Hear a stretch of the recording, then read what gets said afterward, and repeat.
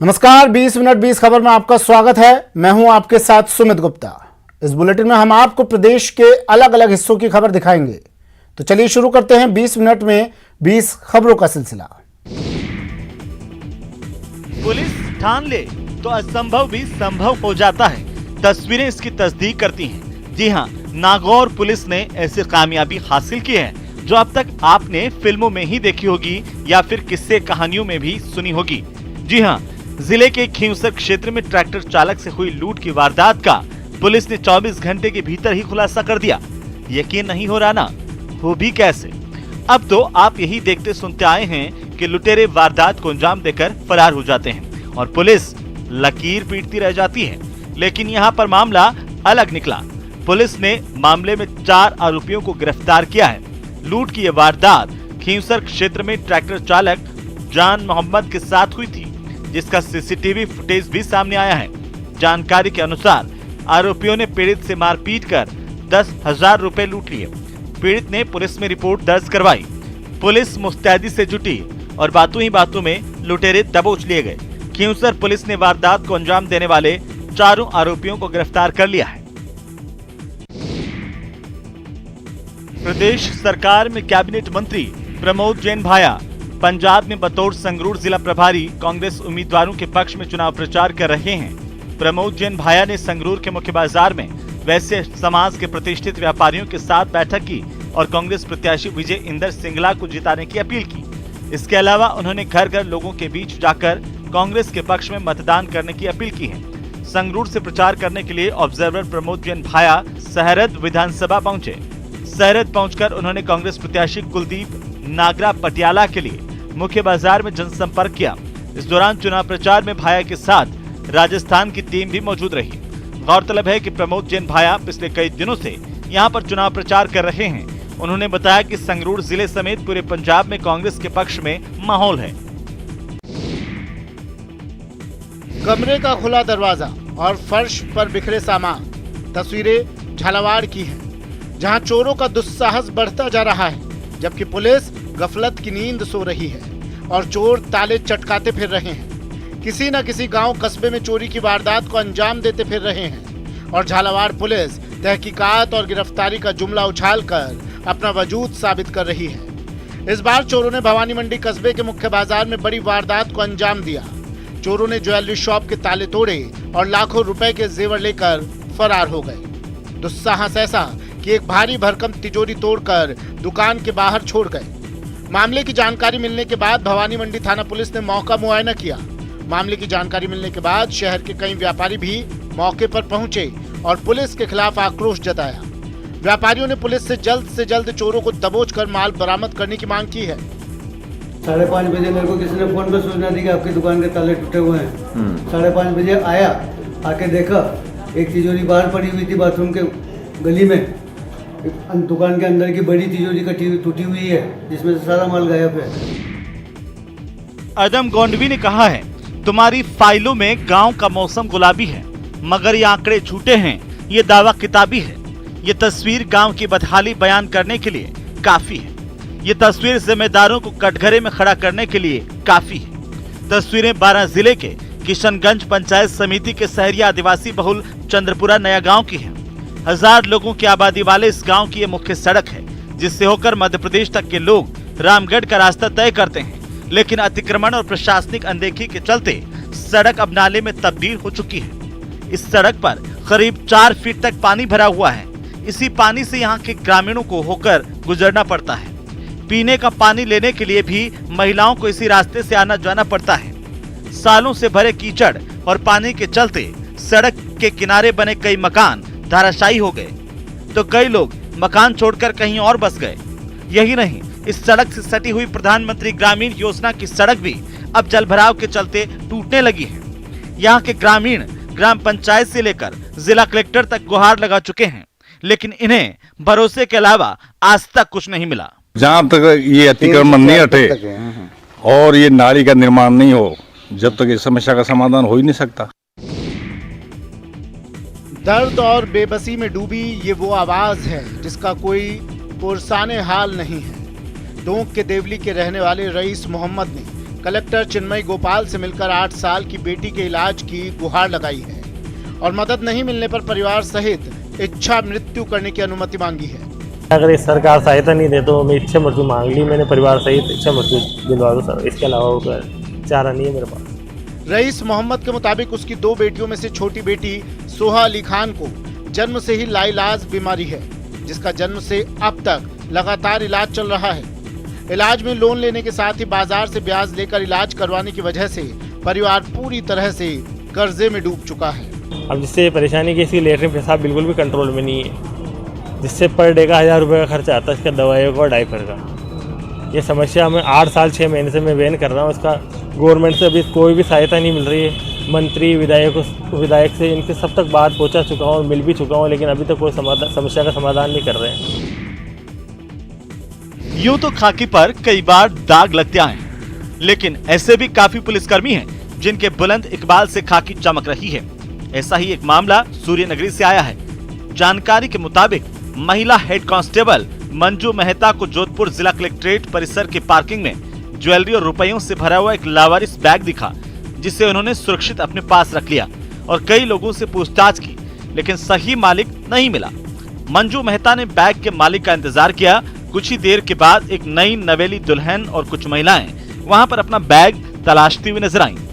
महिला head constable ने bag के बारे में जानकारी मांगी, उनसे बैग में रखे सामान के बारे में पूरी जानकारी ली और पूरी तरह आश्वस्त होने के बाद उन महिलाओं को बैग सुपुर्द कर दिया। परिवार के सभी लोगों ने महिला हेड कांस्टेबल को ईमानदारी के लिए धन्यवाद दिया है। मुझे गाड़ी के पास में एक बैग मिला, उसको उठाकर मैंने दफ्तर के यहाँ रख दिया। तभी 5-7 महिलाएं आई और बोला ये बैग हमारा है। मैंने कहा बैग आपका है तो मैं आपको बैग देने के लिए तैयार हूँ।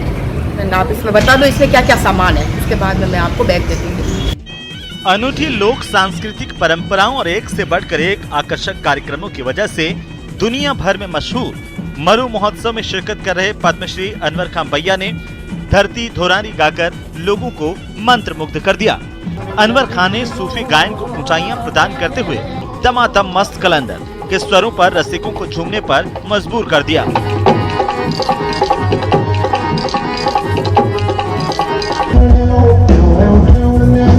इसके अलावा जाने माने प्लेबैक सिंगर मोहित चौहान की परफॉर्मेंस का देश विदेशों से आए सैलानियों ने जमकर आनंद लिया।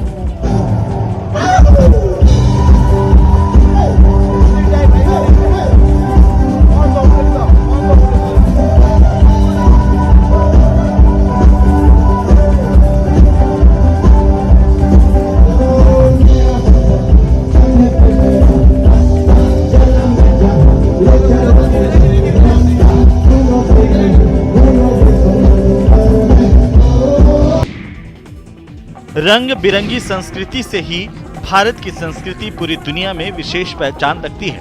यहाँ कई प्रकार के तीज त्योहार पर्व मनाए जाते हैं जो भारतीय संस्कृति के परिचायक होते हैं, दुनिया को अपनी ओर आकर्षित भी करते हैं। तस्वीरें जैसलमेर के मरु महोत्सव की हैं। महोत्सव में शिरकत करने पहुंचे पद्मश्री अनवर खान ने न्यूज 18 राजस्थान से खास बातचीत में कहा है कि मरु महोत्सव में स्थानीय कलाकारों को विशेष स्थान देना चाहिए।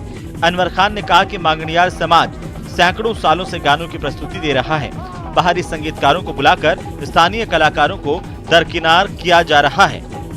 तो ये सरकार का शुक्रिया अदा करते हैं हम, और हमें बहुत खुशी है, बहुत गर्व है कि हर साल ये मेला किया जाता है, मरु मेला। तो इसमें पूरी दुनिया के लोग आते हैं और एक ख्याति प्राप्त बहुत बड़ा मेला है, और विशेष तौर से लोक कलाकारों के लिए ये लोक कला और यहाँ की वेशभूषा, यहाँ का म्यूज़िक और यहाँ की मर्यादा और खान पान, अपना जो इंस्ट्रूमेंट और यहाँ के जो गीत जो कई विषयों से कई सालों से गाया हुआ आया है। माघ पूर्णिमा पर कहीं आस्था की डुबकी तो कहीं मधुर उत्सव। तस्वीरें डूंगरपुर जिले के बेनेश्वर धाम की है। गौरतलब है कि बेनेश्वर धाम सोम और माही नदी के पवित्र संगम पर स्थित है। इस धर्म स्थल पर आयोजित होने वाले वार्षिक मेले को लेकर बड़ी धार्मिक मान्यता है। हर साल लाखों लोग इस मेले में शामिल होते हैं। राजस्थान, उत्तर प्रदेश, मध्य प्रदेश और गुजरात से आदिवासी यहाँ पर बड़ी संख्या में पहुँचते हैं। मान्यता है कि यहाँ भगवान विष्णु के अवतार मावजी ने तपस्या की थी। मावजी आदिवासियों के आराध्य हैं। यही वजह है कि वे अपने पूर्वजों के अस्थियों का विसर्जन करने से लेकर बच्चों का मुंडन, जड़ूला, जात जैसे संस्कार भी बेनेश्वर धाम में ही आकर करते हैं। वैसे कोरोना के चलते इस बार मेला सादगीपूर्ण तरीके से मनाया जा रहा है। प्रशासन ने लोगों की आस्था को देखते हुए परंपराओं के निर्वहन और मंदिरों में दर्शन की छूट दी है। मुख्य मेले से लेकर प्रशासन ने सुरक्षा को लेकर कड़े बंदोबस्त किए हैं।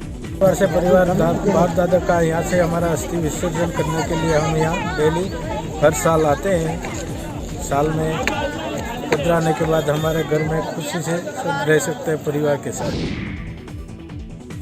बॉलीवुड को डिस्को म्यूजिक देने वाले फेमस सिंगर और म्यूजिक डायरेक्टर बप्पी लाहिरी का मुंबई के अस्पताल में निधन हो गया। जानकारी के अनुसार बप्पी लाहिरी मंगलवार रात घर पर अस्वस्थ होने के बाद जुहू के एक अस्पताल में भर्ती कराए गए थे, जहां उन्होंने आखिरी सांस ली। संवाददाता से मिली जानकारी के मुताबिक बप्पी लाहिरी 1 महीने से अस्पताल में भर्ती थे और सोमवार को उन्हें छुट्टी दे दी गई, लेकिन मंगलवार को उनकी तबीयत अचानक से बिगड़ गई। इसके बाद उनके परिवार ने एक डॉक्टर को अपने घर पर बुलाया और इसके बाद उन्हें अस्पताल लाया गया। उन्हें स्वास्थ्य संबंधी कई समस्याएं थीं। बप्पी लाहिरी 69 साल के थे। बप्पी लाहिरी को 1970-80 के दशक की शुरुआत की कई फिल्मों जैसे चलते चलते, डिस्को डांसर और शराबी में लोकप्रिय गाने देने के लिए जाना जाता है। उनका आखिरी बॉलीवुड गाना बंकस 2020 की फिल्म बागी 3 के लिए आया था। आपको बता दें कि बप्पी लाहिरी का असली नाम अलोकेश लाहिरी था। उनका जन्म 27 नवंबर 1952 को पश्चिम बंगाल के जलपाईगुड़ी में हुआ था। बप्पी लाहिरी के अचानक निधन से प्रशंसकों में शोक की लहर है। बप्पी लाहिरी के जाने से बॉलीवुड समेत प्रशंसकों के बीच शोक की लहर देखने को मिल रही है। पीएम मोदी ने ट्वीट करके कहा है कि बप्पी लाहिरी का जीवन स्वभाव सभी को याद रहेगा। केंद्रीय गृह मंत्री अमित शाह ने भी ट्वीट करके कहा कि महान गायक और संगीतकार बप्पी लाहिरी जी के निधन के बारे में जानकर दुख हुआ। उनके निधन से भारतीय संगीत की दुनिया में एक बड़ा खालीपन आ गया है। बॉलीवुड सेलेब्स ने भी एवरग्रीन म्यूजिक कंपोजर और सिंगर बप्पी दा के निधन पर गहरा शोक व्यक्त किया है। कामयाबी उसने छीन ली मुंबई में और अपनी एक जगह बनाया। As a disco dancer, disco music में वो एक अलग मुकाम बनाया। और बप्पी लाहिरी इतना कम उम्र में एक के बाद एक हिट फिल्म किया इंडस्ट्री में, एंड म्यूजिक का एक अलग एक पहचान बनाया। कंपोजिशन भी बहुत अच्छा होता था और उनका योगदान हिंदी फिल्म्स में बहुत बहुत रहेगा। उनको डिस्को किंग भी कहा जाता था और मेरे ख्याल से जो उनके चाहने वाले हैं, जितने लोग भी हैं जो उनके गाने हमेशा सुनते हैं, चाहे शादी हो, कोई भी फंक्शन हो, पार्टी हो, डिस्को हो, वो सब हम बप्पी दा को मिस करेंगे। राम का भव्य मंदिर है। धार्मिक मान्यता है कि इस मंदिर का निर्माण स्वयं भगवान परशुराम ने अपने फरसे से पहाड़ी को काटकर ही किया था। उन्होंने यह मंदिर शिव जी की तपस्या करने के लिए बनाया था। वे शिव भक्त थे। धार्मिक किंवदंतियों के मुताबिक भगवान परशुराम की भक्ति से प्रसन्न होकर भगवान शिव ने उन्हें फरसा दिया था, जिसे परशु भी कहते हैं। इस परशु की प्राप्ति के कारण ही उनका नाम परशुराम पड़ा। गुफा मंदिर से कुछ मील की दूरी पर स्थित है मातृकुंडिया। इस मातृकुंडिया को ही मेवाड़ का हरिद्वार कहा जाता है। जिस प्रकार हरिद्वार जाकर गंगा नदी में स्नान करने से भक्तों के जाने अनजाने में किए गए पाप कट जाते हैं, उसी प्रकार से इस कुंड में स्नान से भी ये धार्मिक मान्यता है कि सभी प्रकार के पापों से मुक्ति मिलती है। ये वही कुंड है जहां शिव जी की तपस्या कर और शिव प्रेरणा से परशुराम ने स्नान किया था।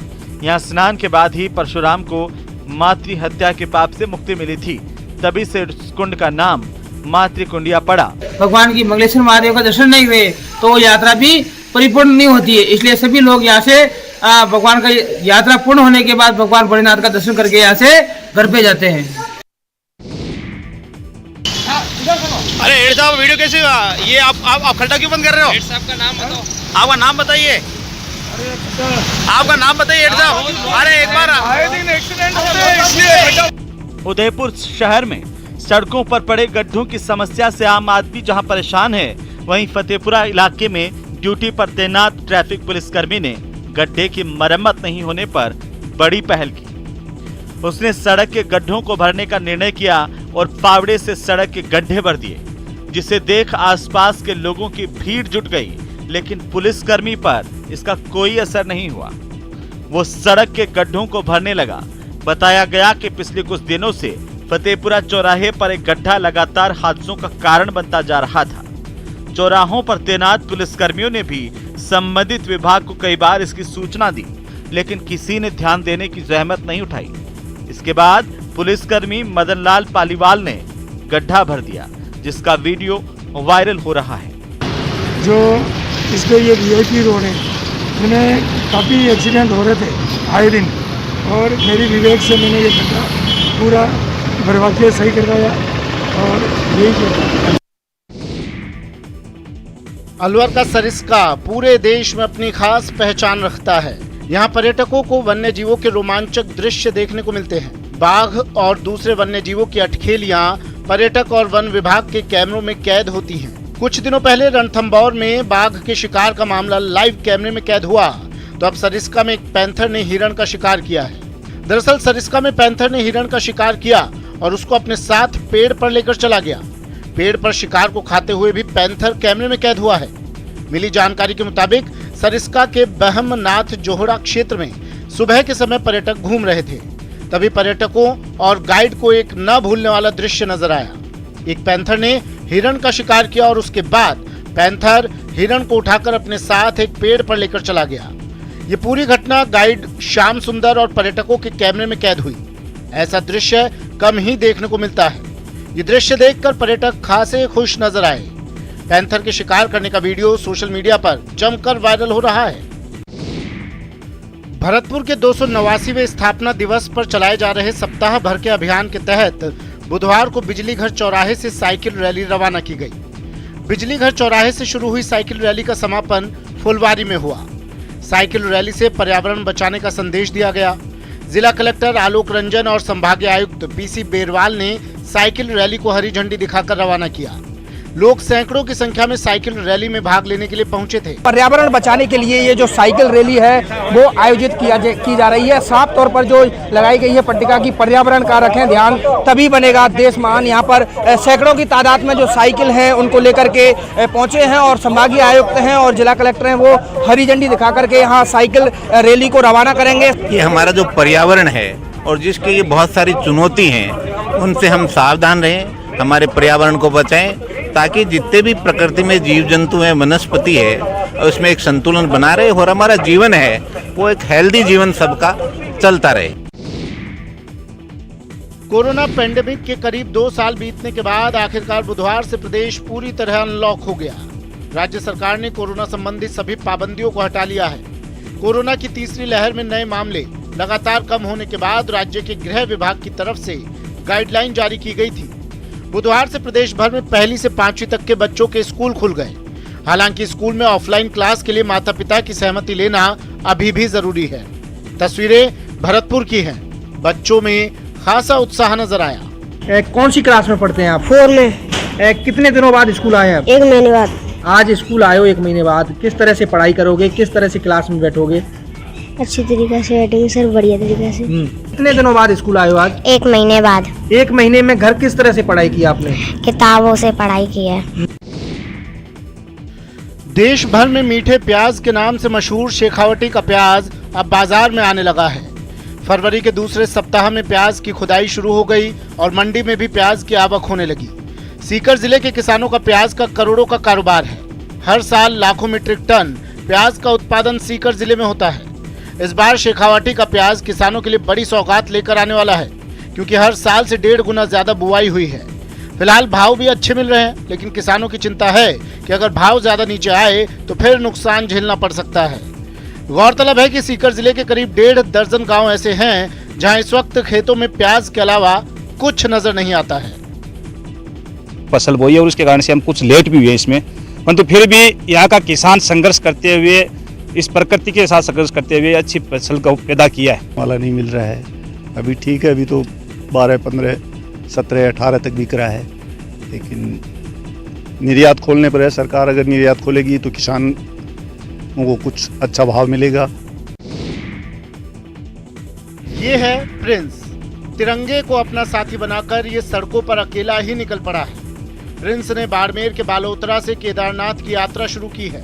उनका इरादा अगले 3 महीने में 1500 किलोमीटर से ज्यादा पैदल चलने का है। इस दौरान वो राजस्थान के जोधपुर, बीकानेर, सरदार शहर, हरियाणा के रेवाड़ी, दिल्ली के कुछ इलाके के बाद उत्तराखंड होते हुए केदारनाथ के कपाट खुलने तक वहां पहुंच जाएंगे। प्रिंस का केदारनाथ जाने का भी मकसद है। वो बताते हैं कि कोरोना के काल में वो घर में कैद रहे। बातचीत में वो कहते हैं उन्हें नृत्य का शौक है। नटराज भी नृत्य के स्वरूप है। ऐसे में उन्हें हिमालय की इस यात्रा का ख्याल आया। अब अकेले पैदल चलकर वो नटराज के दरबार में नतमस्तक होंगे। शहर में लगातार बढ़ रहे अपराध कोटा पुलिस के लिए चिंता का विषय बने हुए हैं। कोटा शहर को एसपी के रूप में मिले केसर सिंह शेखावत ने चार्ज संभालते ही अपराध पर अंकुश लगाने के लिए मुहिम शुरू कर दी है। एसपी का दावा है कि उनकी चलाई जा रही मुहिम से अपराधियों में खौफ और आम आदमी में भरोसा बहाल होगा।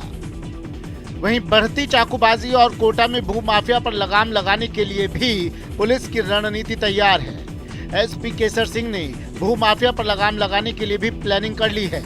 इसके तहत जो भी परिवादी भू माफिया के खिलाफ परिवाद लेकर पहुंचता है, उस पर तुरंत कार्रवाई की जाती है। इसके अलावा हनी ट्रैप जैसे मामलों में भी पुलिस एक मास्टर प्लान तैयार कर रही है, जिससे इस तरह के अपराधों पर भी अंकुश लगाने में पुलिस को कामयाबी मिलेगी। हुई, लेकिन अभी तक इस माह में उस पर अंकुश लगा है और एक आपराधिक घटना घटित हुई है। समय के साथ हमने जो अभियान स्वरूप ये कार्रवाई शुरू की है चाकूबाजों के विरुद्ध, आने वाले समय में इस पर पूरी तरह से अंकुश लगेगा, ये मेरा मानना है। स्वर्ण नगरी में कलाकारों का संगम,